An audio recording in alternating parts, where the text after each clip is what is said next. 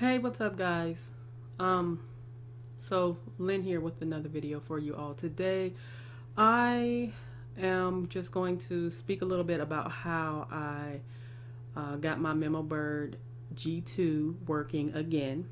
For some reason, it went offline and I could not get it back online. I couldn't find anything on forums. I couldn't find anything reaching out to Memobird support team. So what I ended up doing was just troubleshooting on my own. I finally figured out a way to get it to work. I will show you in a series of Memobird tweets. Is that what it is? I don't know, whatever. Hopefully it'll be able to help you. If not, there could be hundreds of things that's wrong with your device. This just happened to be a way that I was able to fix mine. And I'm sharing this in hopes that maybe it can help you as well, depending upon what you may have had going on with your device.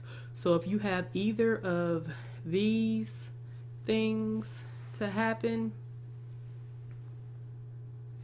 when you try to connect to, from your phone to your Memobird, then this could possibly help you. I don't know for sure. I don't know if this will be able to help anybody.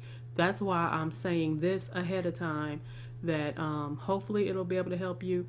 If not, then like I said, it could be a number of things going on with why your Memobird decide to disconnect and you can't reconnect it. So if you have any questions, you can ask below.